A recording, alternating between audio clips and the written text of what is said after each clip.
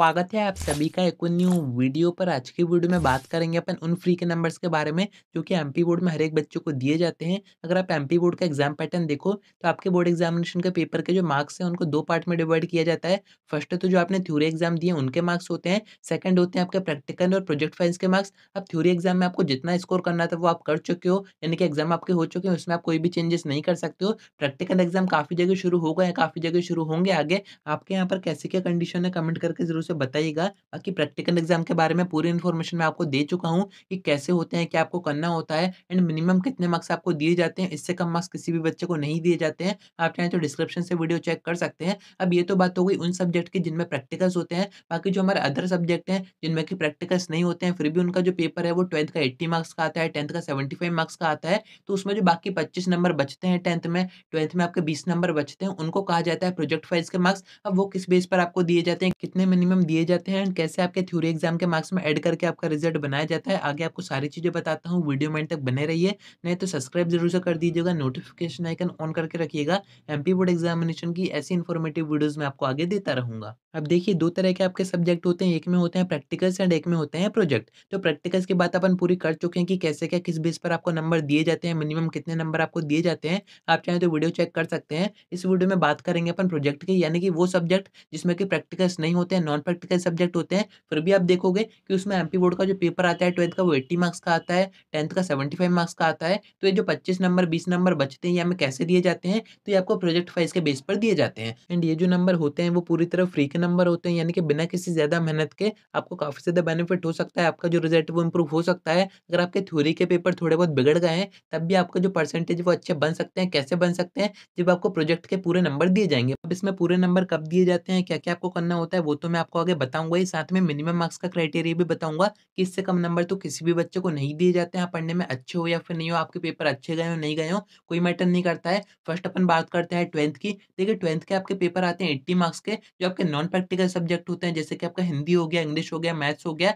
ऐसे आपके जितने भी सब्जेक्ट है, कॉमर्स के तो जितने सब्जेक्ट है वो सारे 80 मार्क्स के ही यहाँ हैं। तो बाकी आपके जो 20 नंबर बचते हैं वो आपको प्रोजेक्ट फाइल्स के बेस पर दिए जाते हैं। अब ये प्रोजेक्ट फाइल्स क्या होती हैं, तो अगर आप किसी प्राइवेट स्कूल से हो तो आपसे जरूर से बनवाई गई होंगी। मार्केट में छोटी छोटी सी बुक्स आती हैं जिसमें कि आपको कुछ क्वेश्चन दे दिए जाते हैं या फिर कुछ प्रोजेक्ट वगैरह दे दिए जाते हैं कि इसके ऊपर आपको काम करना है। 15-20 पेज की उसमें आपको थोड़ा बहुत करके अपने स्कूल में सबमिट करना होता है। एंड ये आपको हर उस सब्जेक्ट में करना होगा जो कि आपका नॉन प्रैक्टिकल सब्जेक्ट है, यानी कि जिनका पेपर आपका 80 मार्क्स का आया है। हर एक सब्जेक्ट की बुक आती है मार्केट में, अब वो डिफरेंट कंपनीज की आती है। आपके स्कूल से आपको बता दिया जाता है कि आपको कौन सी कंपनी की खरीदनी है। ऐसे 10th में होता है आपका साइंस सब्जेक्ट छोड़ के बाकी जितने भी सब्जेक्ट हैं सभी में आपको ये प्रोजेक्ट फाइल्स बनानी होती है। अभी जरूरी नहीं है कि मार्केट से ही आपसे कहा जाए कि उनको खरीदो उसी में आप प्रोजेक्ट बना के दो। ऐसा भी कहा जा सकता है कि आपको सेपरेट फाइल बनानी है, कोई भी टॉपिक आपको दे दिया जाएगा, उसको बाइंड करवा के आपको वहां पर सबमिट करना होता है। वो उनके ऊपर डिपेंड करता है कि उनको कैसा करवाना है। बाकी बात ये आती है कि अगर आप 10th में हैं या फिर 12th में आपने ये प्रोजेक्ट फाइल्स वगैरह सबमिट कर दिए तो वो तो सभी बच्चे करते हैं। तो क्या सभी बच्चों को कॉमन मार्क्स दिए जाते हैं, एक जैसे मार्क्स दिए जाते हैं?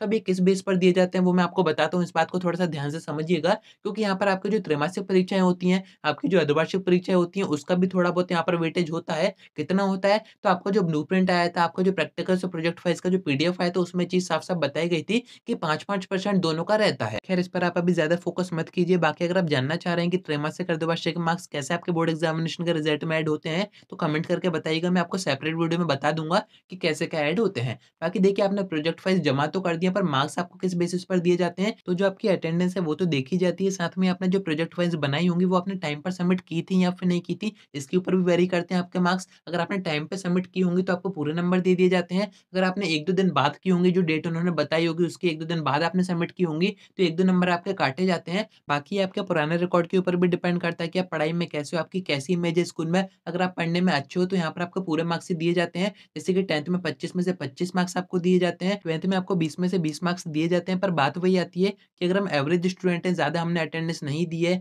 या फिर ज़्यादा अच्छे से हमने प्रोजेक्ट फाइल्स वगैरह नहीं बनाई थी, तो हमें एवरेज कितने नंबर दिए जाएँगे, तो वो भी मैं आपको बता देता हूँ। देखिए 10th में आपके 25 नंबर होते हैं प्रोजेक्ट के, तो एवरेज की बात करें तो 20 से कम नंबर किसी भी बच्चे को नहीं दिए जाते हैं। आपके नंबर ऐसे ही दिए जाएँगे, 21 आपको दिए जाएँगे, 22 दिए जाएँगे, 23 दिए जाएँगे, पूरे दे देते तो बहुत ही अच्छी बात है। बाकी 20 से कम नंबर किसी भी बच्चे को नहीं दिए जाते हैं। ऐसे अगर आप 12th में देखें, प्रोजेक्ट के 20 नंबर है तो मिनिमम आपको 17 मार्क्स दिए जाएँगे, यानी कि 17 नंबर आपको दिए जाएँगे। इससे कम नंबर किसी भी बच्चे को नहीं दिए जाते हैं। क्यों नहीं दिए जाते हैं उसका रीज़न मैं आपको आगे बताऊँगा। बाकी एवरेज की बात करें, आपको 17 भी दिए जा सकते हैं, 18 भी दिए जा सकते हैं, 19 भी हो सकते हैं, 20 दे दिए तो बहुत ही अच्छी बात बात है। बाकी 17 से कम आपको नंबर नहीं दिए जाएँगे, तो इस चीज़ में आपको परेशान नहीं होना है। अब यहाँ पर स्कूल की तरफ से अच्छे नंबर क्यों दिए जाते हैं एंड ये जो नंबर दिए जाते हैं, ये बोर्ड के हाथ में नहीं होते हैं, ये पूरे आपके स्कूल के हाथ में ही होते हैं एंड कोई भी स्कूल यही चाहेगा कि हमारे स्कूल के जो बच्चे हैं, उनका जो रिज़ल्ट है वो अच्छा बने, जिससे कि वो शो कर पाएँ कि हमारे यहाँ के जो बच्चे हैं वो पढ़ने में अच्छे हैं या फिर उनका जो रिज़ल्ट है वो अच्छा बनता है, जिससे कि उनके पास और एडमिशन आए। तो सीधी-सी बात मैंने आपको बता दी है कि एवरेज मार्क्स से कम नंबर किसी भी बच्चे को नहीं दिए जाते हैं।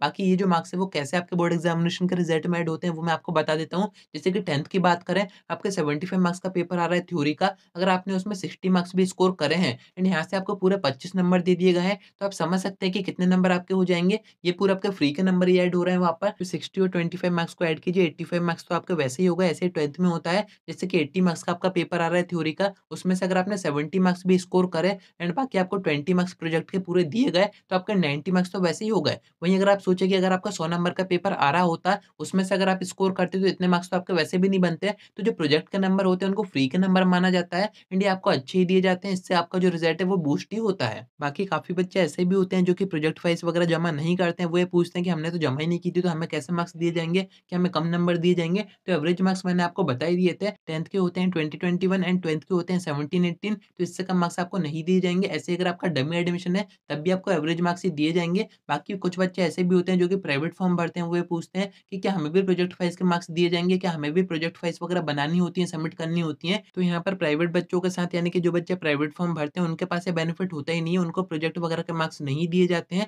उनका पेपर 80 मार्क्स का ही होता है, बट उसको कन्वर्ट कर दिया जाता है 100 में। अब ये कैसे किया जाता है? तो अगर आपके ज़्यादा कमेंट्स आएँगे इस टॉपिक पर, तो मैं आपको वीडियो कवर करके बता दूँगा कि कैसे क्या कन्वर्ट होते हैं, कैसे आपका 80 नंबर का पेपर 100 में कन्वर्ट कर दिया जाता है। बाकी अगर आपका रेगुलर एडमिशन है, तो आपको कोई दिक्कत की बात नहीं है, प्रोजेक्ट के नंबर आपको दिए ही जाएँगे, तो आपको यहाँ पर फ़ायदा ही है। बाकी प्राइवेट बच्चों को इसका फ़ायदा नहीं होता है। आखिरी डाउट की बात करें, काफ़ी बच्चे ये पूछते हैं कि थ्योरी में अगर हम फेल हो रहे हैं, हमारे बाउंड्री के आस-पास मार्क्स आ रहे हैं एंड प्रोजेक्ट के मार्क्स हमें अच्छे दिए गए, तो क्या दोनों को ऐड करके हमें पास कर दिया जाएगा? तो यहाँ पर ऐसा कुछ भी नहीं होगा। आपको थ्योरी में पास होना ज़रूरी है, अब वो चाहे प्रैक्टिकल सब्जेक्ट हो या फिर नॉन प्रैक्टिकल सब्जेक्ट हो। अगर आप थ्योरी में पास हो रहे हो, तभी आपके प्रैक्टिकल्स और प्रोजेक्ट फाइल्स के मार्क्स ऐड किए जाते हैं। बाकी पासिंग मार्क्स कितने हैं इस बार एमपी बोर्ड एग्जामिनेशन में, उसके ऊपर मैं वीडियो कवर कर चुका हूँ, आप चाहें तो डिस्क्रिप्शन से चेक कर सकते हैं। तो ये सारी चीज़ें मैंने आपको प्रोजेक्ट फाइल्स और उसके नंबर्स के बारे में बता दी हैं कि मिनिमम कितने क्या नंबर आपको दिए जाएँगे। अभी भी आपको कोई डाउट होता है, आप कमेंट करके पूछ सकते हैं या फिर आप मुझसे इंस्टा पीडीएम करके बात भी कर सकते हैं।